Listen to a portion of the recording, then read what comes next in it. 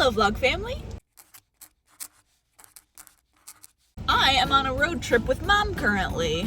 We are in Iowa. Starting route. Proceed to Grade Lane, then turn right. I took last week off of vlogging because I needed to catch up, and I've forgotten how to do it. We just stopped at a Casey's. We are on our way to Iowa to visit. Oh, yeah, love it when cars just. We're already in Iowa. We're already in Iowa, yeah. Car. Pull up right next to the top shape. Nicer. Thank you for pulling your pants up. Okay, we're in Iowa. We are on our way to my grandparents' house to visit them. They're getting ready to move, so they're trying to get rid of a bunch of stuff. They're like, we have stuff for you guys. And initially we were going to try to all of us go visit them, and with schedules and everything, it just timing would not have worked out. So Mom and I are taking a little trip because neither one of us have any prior obligations that would require us to plan ahead. So, a life, yeah. We're only about an hour away. It was like a 4-hour drive about altogether. So we were 3 hours in, got about an hour left to go. And we've stopped to get food because we were both starving. It's only 9 o'clock in the morning. It's very early still. During the entire trip, this is the only footage that I took. This is an old night light made from a broken teacup. And I thought it looked really, really cool. So I wanted to add it to the vlog. Look at all of that stuff. Oh my gosh. Oh, and then there's a bag there, a bag there, a bag there. And we have in the garage all the tools that Dan got.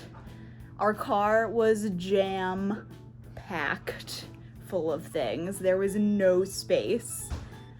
And I forgot to vlog it. I was going to vlog how crazy packed it was, and I totally forgot until we emptied it all out. But that's okay.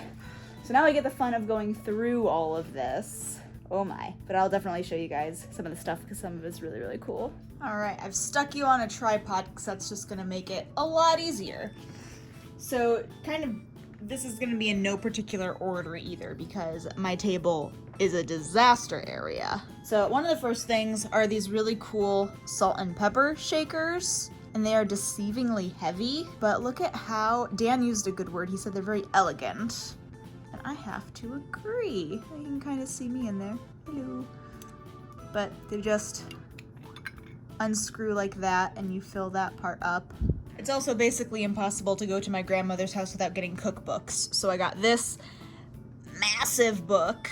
I got this one because it says from planting to pickling. So the beginning of it has a lot of good information on when to plant different crops. And the back has a bunch of information about canning said crops, with recipes to cook said crops all throughout the middle. I also got these cookbooks because they were just super adorable, and you open them up and page upon page of these just very old-timey recipes. And the last of the recipes that I picked up was this really, really cool Campbell's tin, and you open it up and you can see in there all of the different like recipes and stuff. So it's just organized, but then there's just so many really, really cool recipes. Some of these are backwards. I don't know why they're backwards. I got this really beautiful music box that looks like a piano, and this is the song.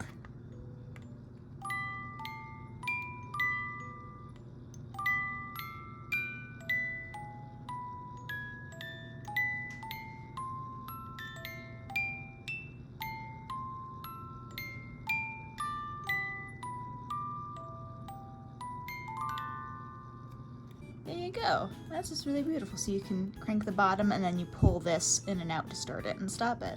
This is a wooden barn that my great-grandfather built. So you can lift the top up like that. And inside there is a whole bag of little farm animals. So my mom picked this up because she wanted to hang on to it for when grandkids come to play, or just any kids come over to play.